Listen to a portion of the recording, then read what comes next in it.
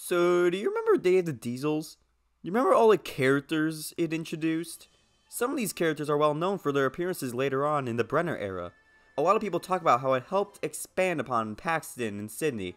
They both get their own spotlight episodes and have many frequent appearances.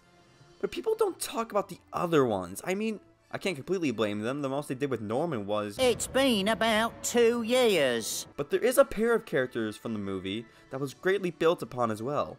And that pair is... Belle and Flint. Wait, this isn't right. Guys, you gave me the wrong script. And that pair is... Den and Dart.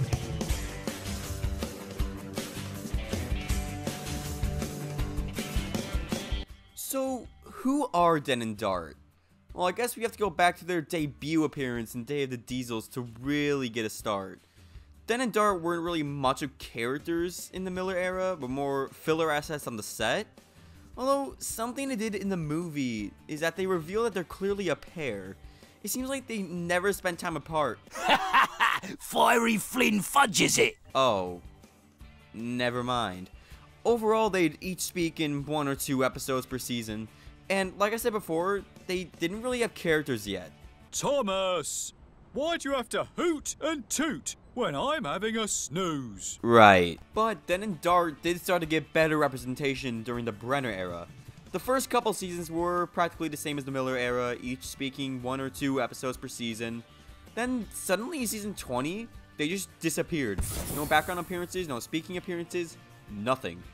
And then in season 21, they made up for their absences by appearing in 3 episodes both together. But there's one season I didn't mention, and that's season 19. In this season, they only appeared in 1 episode, but they weren't background or minor characters this time. They were in the spotlight for once. And this episode was appropriately called Den and Dart. Alright, here's the part of the video that I'm excited for. In my opinion, this is one of the very best episodes in the entire CGI series, and it's very overlooked. I never really see anybody talk about it. And just in case you haven't seen this episode, I'll explain the plot right now. The episode starts off at Farquhar Quarry, where Mavis is shunting trucks below a rock hopper. While saying hello to Thomas, she rolls too far and gets hit with several big rocks. Ow! Thomas takes Mavis to the Diesel Works, where Den and Dart are working. At the same time, Sir Topham Hatt tasks Den to work at the quarry in Mavis's absence. Den tries to deny this task and tells Topham that he and Dart work as a team, but Topham insists that he goes. When Den gets to the quarry, he finds a huge mess. He tries to get work done, but the troublesome trucks take advantage of him and cause trouble. Toby sees this and clearly feels bad. We cut back to the Diesel Works, where Dart is slowly doing his job. Mavis comforts Dart and encourages him to cheer up and work more quickly so Den can come back. Meanwhile, Toby trains Den into becoming more firm with the trucks. Over time, Dart is able to fix Mavis and Den is able to take control of the trucks. Later on, Toby comes back to the quarry when a truck starts to roll backwards onto Toby's line. Den notices this and quickly yells for Toby to look out and rams the truck back into place. That evening, Mavis is fixed. She leaves to the quarry as quickly as she can to send Den back. When she returns to the quarry, she finds it to be completely peaceful. She congratulates Den for doing such a good job and lets him go back to the Diesel Works. Den reveals to Dart that he was able to do his job well, but he's very glad to be back. Both engines are very happy to be back together as a team. Aww. Now, what does this episode mean for Den and Dart? Well, the way I see it, Den and Dart clearly have separation anxiety. With the context of them always working together in other episodes, it's pretty clear that the two of them are best friends. They know each other 100%, even to the point where Dart can help Den get out his words.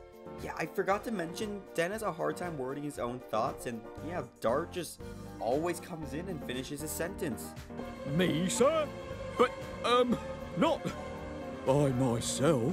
What he means is, we're a team, sir. The duo works best in a combined effort. They work best as a team. But when they're split apart, they don't know how to work quickly. Den can't even get his thoughts out, and he doesn't know how to be firm enough. Oh, You troublesome trucks are so... You're so, well, what I mean is... Dart starts constantly thinking about Den, which makes him really upset and slows down his work. Both are shown in one episode.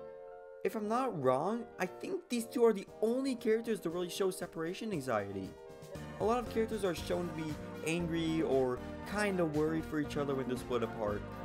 How long has she been there? About 20 minutes. Den and Dart are shown to be anxious when they split. The closest thing I could think of to this is Thomas missing Percy in the Big World era. And that was one episode.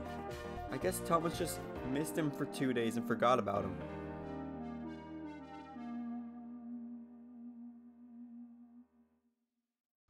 Not only do I believe this episode is underrated, but the duo itself as well. As I said before, a lot of people recognize the Brenner era for expanding upon Paxton, Sydney, characters like that, but no one talks about Den and Dart. I think they deserve more attention because they really do introduce something new and amazing to the franchise. I wish we could have seen more of them, but at the same time, this episode did a perfect job at representing who they are. Den and Dart are, in my opinion, the most underrated duo in the entire show.